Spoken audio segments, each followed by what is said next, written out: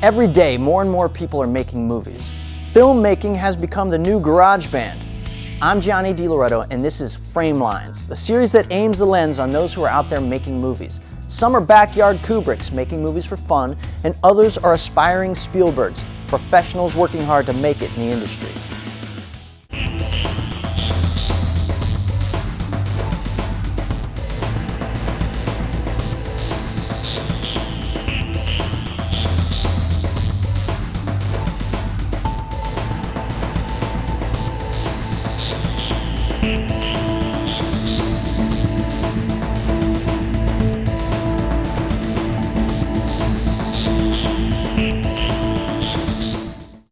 Framelines is brought to you in part by the Greater Columbus Arts Council. Peter John Ross explains a little bit about making movies in this next clip.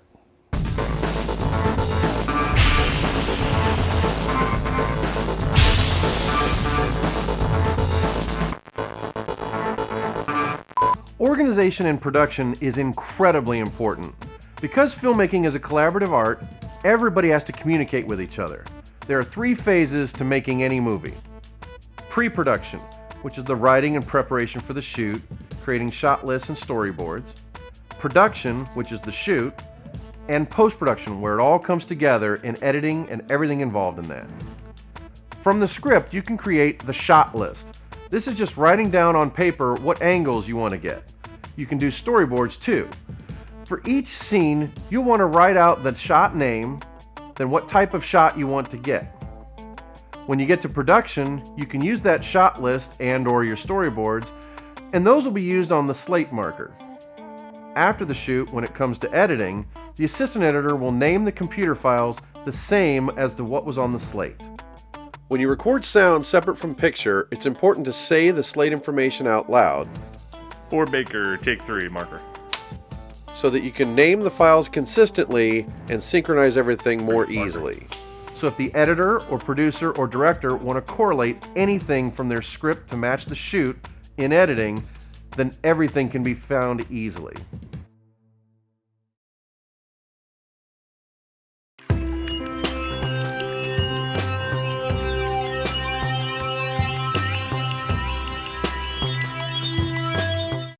But that leads into another thing about kind of trends in cinematography. You know, how do you feel about kind of the fads of cinematography, like shooting styles?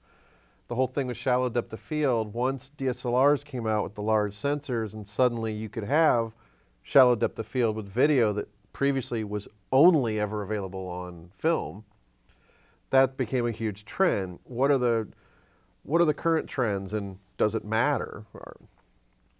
They change every 5 seconds, so it's hard to keep up with them. The trends matter. I mean, what you're seeing, you know, for years, manufacturers of primes, you know, German glass, that's the standard. Big price, big money. You're seeing a lot of influx of Japanese glass now, and even Chinese glass into what they call fast lenses. I mean, I like to shoot with a fast lens. I don't want to mess around with f4s or 5.6 or, you know, even 2.8's kind of slow for me. But it's showing up everywhere at low price points. But glass, to me, is the camera isn't as important as the piece of glass that is going on it. Lenses are the most underappreciated part of a camera. Yeah, it's just a box. The camera's just a box that captures the image, but the glass is what gives the sharpness or the look. And if you've got a crappy piece of glass, and it's like, well, I can't even tell if it's in focus, any of it's in focus. Yeah. But if you've got a really good piece of glass, you can trust it. I mean, glass even has an effect on compressing the colors in some ways and having an effect on the contrast. Contrast, that would be the key right there, because, you know, with shooting RAW or S-Log, color might not be as critical, but that contrast makes all the difference. Yes. So again, for kind of cinematography trends right now, how do you feel about trends? Do you pay attention to them, not pay attention to them? Do you follow the trends of like what's on TV and movies today, what's important? Well, I mean, I honestly, yeah, I steal ideas from here and there because I like certain things. So, you know, one of the projects I'm most proud of is called IOU. We decided we want to steal a couple trends from David Fincher, and we didn't do a David Fincher style movie, but a lot of the cinematography techniques that he exhibits and he's known for, well, we kind of stole those and inserted into a movie that he would never have anything to do with. So there's all sorts of ideas out there right now. You know, there's a lot of independent film looks underproduced a lot of times because, you know, they're using DSLRs and they're not using the big lights that Hollywood is still using. So independent film has its own style and look as well, and that's continuing, and I think we're seeing evolving as it goes. Absolutely.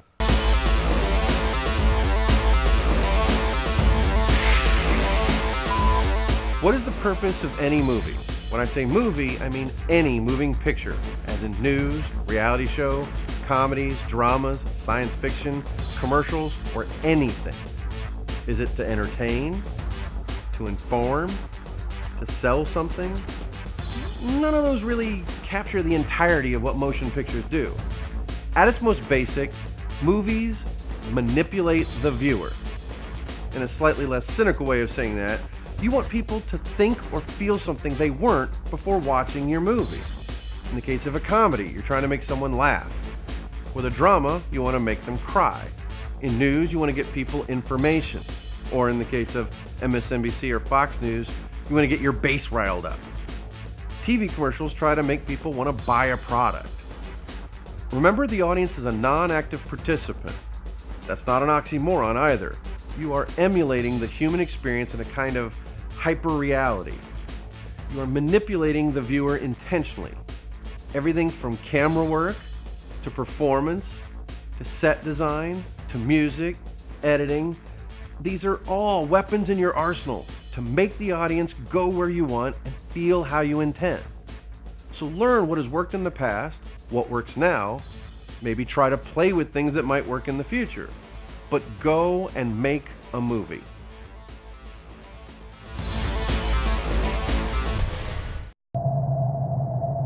Actually, Shane Howard called me up and said, hey, you want to do a project with us? And I didn't even know it was a contest or it was even for MOFA.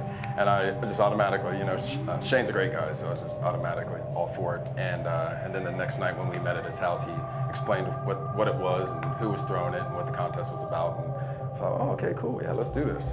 It was really to support MOFA. MOFA's a really cool organization in our community. I think they deserve our support. Also, I really like timed contests like this. I love the 48. 72 sounded really cool.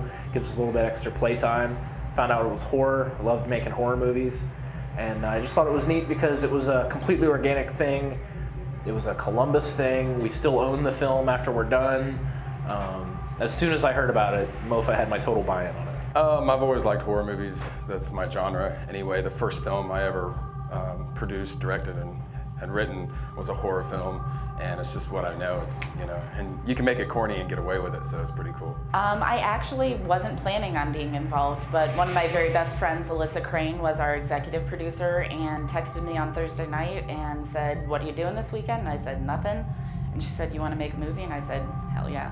Shane asked me if I was interested in being on 3 Days of Terror, and I didn't have anything else going on this weekend, so I said, sure, man, I'd love to be on your team. So that's how we got there. The shoot, we were delayed both days by either technical problems or we had pieces of equipment that weren't to set yet. We had a 2-day shoot. We were delayed by about an hour and a half each day. So that was a huge opportunity, I think the word is, for us. But the shoots were great. Everybody works as a team. No on-set fighting or anything like that. I mean, it really is the pack of dogs that I designed my team to be. I mean, everybody works as one unit. It's really cool. I just kind of did what I do. I'm a very organized, administrative kind of person, and I kind of put my 2 cents in, even though it's not necessarily requested or asked for.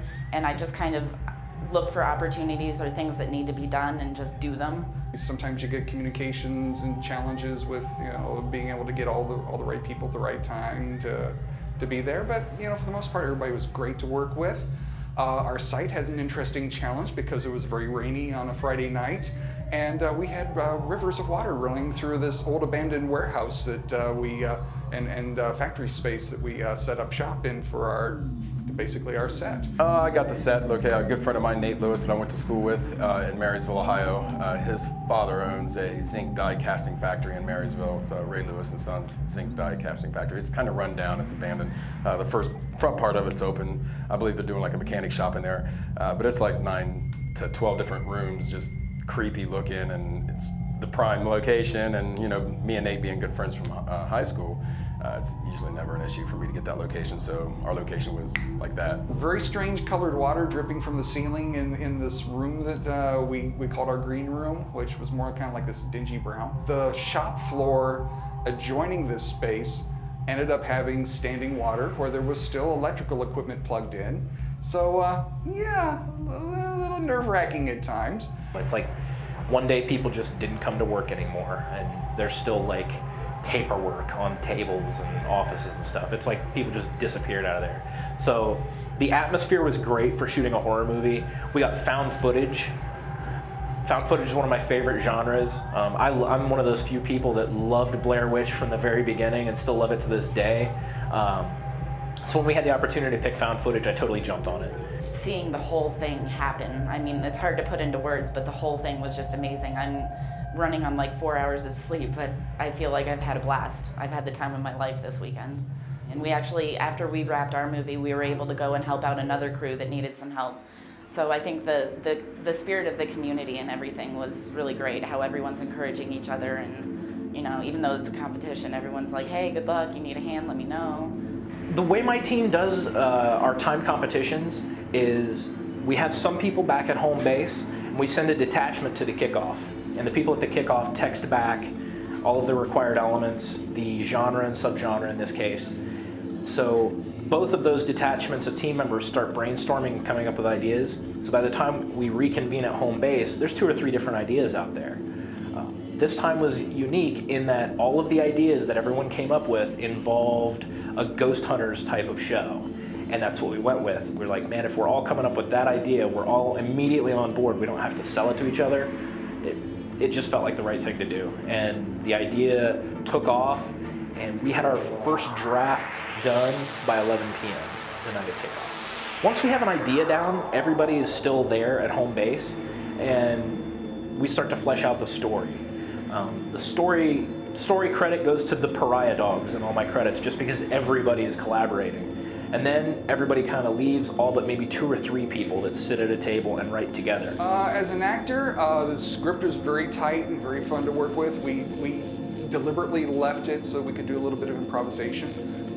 So we would do a take that was very close to what the script called for, and then we'd mix it up a little bit, try to put a little more of a personal spin on it. Well, preparation and organization is really key and huge, but when it comes to these type of contests, you really can't prep because you don't know what the specs are until the night of. Just once you get the specs, you just get right to work. You don't give up.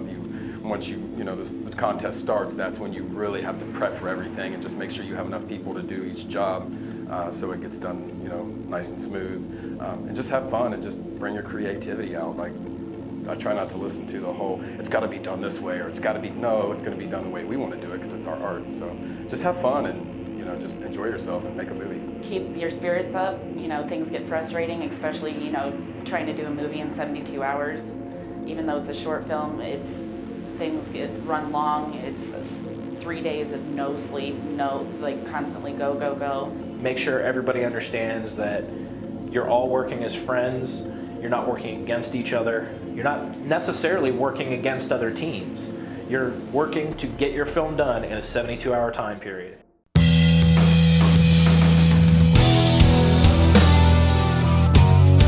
Most television shows start off with a pilot episode, an episode that gets tested, and if it tests well, then the network can decide if it wants to go ahead and create a show that will hopefully be successful. When a TV show does get very successful, sometimes a network will want to spin off some of the minor characters under their own series, or just introduce new characters in order to spin them off onto their own show. When an established TV series does an episode with the obvious purpose of setting up the launch of another show, a new show, with these minor characters or newer characters, this is called a backdoor pilot. A famous backdoor pilot is the episode of Happy Days, which introduced Mork from Ork. Robin Williams' alien character, Mork, was so far removed from the Happy Days milieu of Milwaukee circa the 1950s into the 60s, yet his appearance was so popular with the viewers, the network skipped the entire notion of doing a pilot episode and went straight to series with Mork and Mindy, which took place in Boulder, Colorado during the 70s and 80s. Sometimes, the backdoor pilot strategy can demonstrate a lack of interest in an idea too.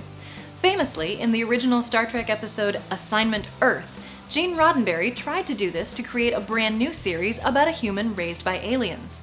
It was not popular and it never became its own pilot or series. The final several episodes of David E. Kelley's TV series The Practice acted as sort of a backdoor pilot for another TV series of his, Boston Legal. And the NCIS shows typically would do a backdoor pilot for their various spin-offs by visiting a new city and introducing new characters. Backdoor pilots are a clever way of introducing a new series without going through the usual pilot process. I'm Jocelyn, and thanks for watching.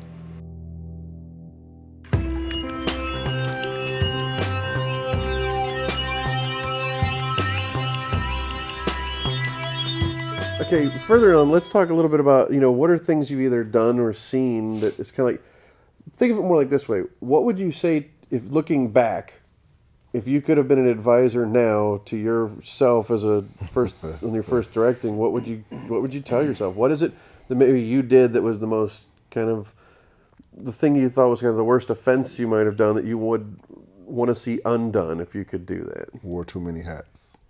Really? Oh yeah. I mean, I was behind the camera, in front of the camera, and my co-stars had to tell me sometimes, okay, take that behind the camera same hat off, get in front of the camera, and get that person on, get in character, those type of things. So the second time around, it was a lot easier. I slashed down my roles some, but I enjoyed doing both really.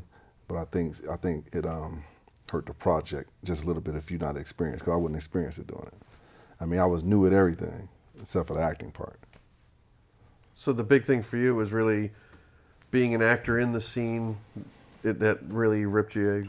It was tearing your concentration apart, you think? Yeah, sometimes. Sometimes I'm worrying about, okay, I hope they got this right. Okay, are they doing this? All right, stop. Did y'all have that? Okay, those type of things. How the shot look. And so just too many hats in the beginning.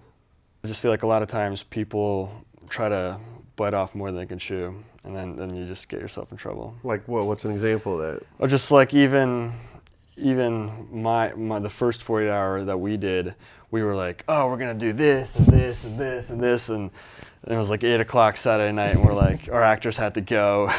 it was just we ended up pulling it together, but it was definitely a learning experience. So like, what percentage of what you intended did you actually get done then? Probably like 45%. So just keep it short and sweet, I think, and concentrate on the script. That's all. Starts with the script. Keep it short and sweet. Know what you can do, and concentrate on doing that well, as opposed to this grand idea that you have. I'm a big proponent for, but I don't disrespect people that go straight for features. Mm-hmm. But I'm a big believer in you do shorts and kind of graduate to features. I probably would have done that had I known better. Well, for me, it's more of you learn to write a sentence before you write a novel. In a lot of ways, so you learn how to write a sentence structure before you really try to tackle a novel. But at the same time, there are people that are like, what good is a short? There's people that feel that way, and I don't disrespect it. Even if I disagree with it, I don't disrespect that opinion. Yeah, but I think my thing was, I didn't write a short story first. I would have wrote a novel. Mm-hmm. I didn't write a short movie or a short. I wrote a feature. And so because I was looking to try to maybe option it somehow or another, and it never got to that point. Hey, shoot it yourself. So I got some people, like I said before, Craig Short, John Whitty, some other people, and they helped me get started. But do you regret doing a feature before you did a short? I think I spent a lot of money on and not having the quality that I wanted. So in that regard, yes. But overall, I still don't have any regrets, because I still love it. I love what the finished product, but I think quality-wise, it suffered a lot of ways. Well, what did you find in terms of editing? What did you really learn more as you went between editing from where you started to where you are now? When you think it's there, keep cutting.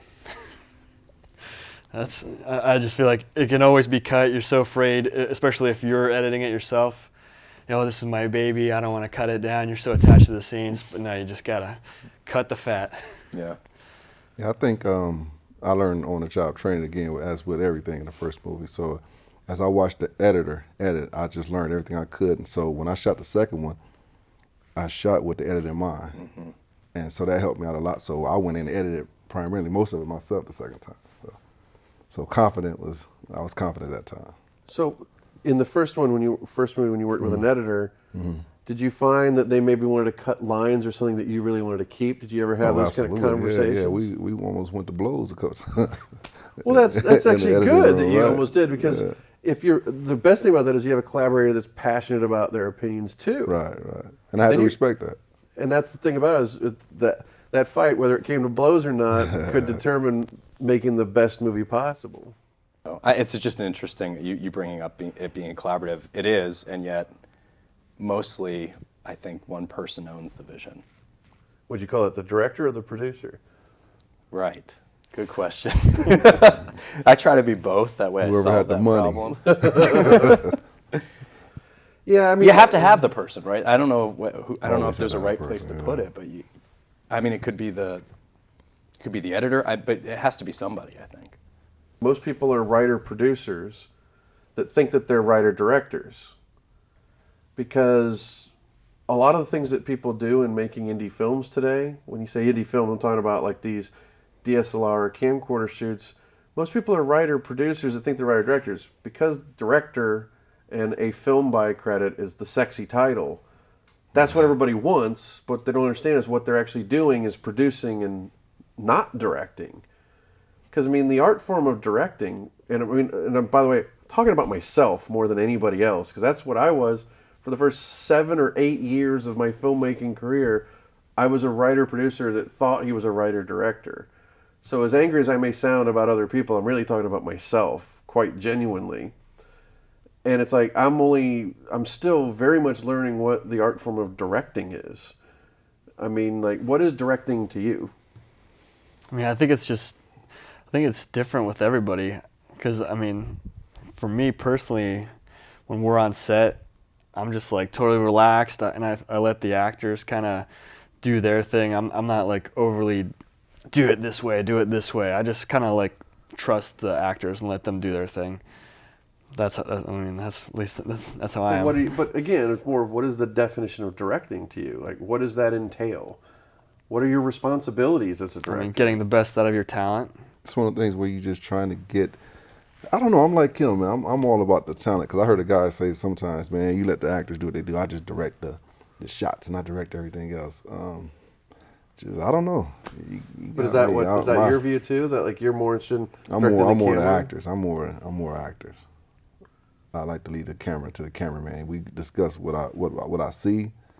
Then if he can do it, get the shot I want, then that's on him. But I'm more with the actors. Wonder where you land on that. I've had some conversations with people who say they're really aggravated by line reads. Don't give me a line read. I'm talent. I know how to do it. And I appreciate that. I wonder about the structure of a short versus a feature, and the assembly of the story, and its sequencing, and how much, I guess you'd call it, control is required to get to the payoff in 4 minutes. Versus, what I want to do more of is letting the actors act. I'm curious. I need to learn more about the structure. But sorry, your question was definition of director. I think directors' responsibilities are to own the vision for the product, own the heart of the vision of the product. Be a great team leader who gets people aligned with the vision, and I think is smart what Vic said about get the best out of your talent. And that could look different. Talent covers in front of the camera and behind the camera. Yeah. Well, on your features, what was like your biggest day with the most people? How many people did you have to wrangle? Crew, probably about 8. Really? That's the largest your crew got? Yeah, and the smallest was maybe 3. So you always had your camera and your sound covered, right? Oh yeah, tried to. What's the average size of your crew then? It's, same thing. Ranges from 2 or 3 or 4 people to, big day, 15. this wraps up kind of the roundtable for first-time filmmaker advice. I want to thank everybody for coming. Thanks for having us. Thank you.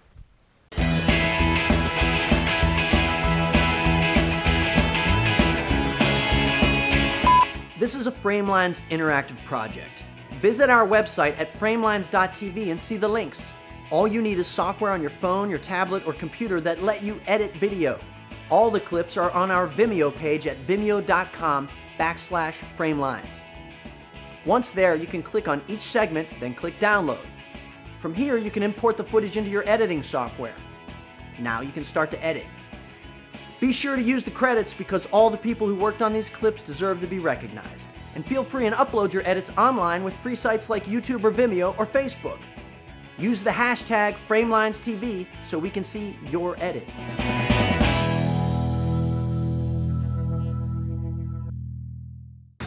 If you'd like more information on the filmmakers or to purchase a DVD of tonight's program, please visit www.framelines.tv and don't forget to follow us on Twitter and like us on Facebook.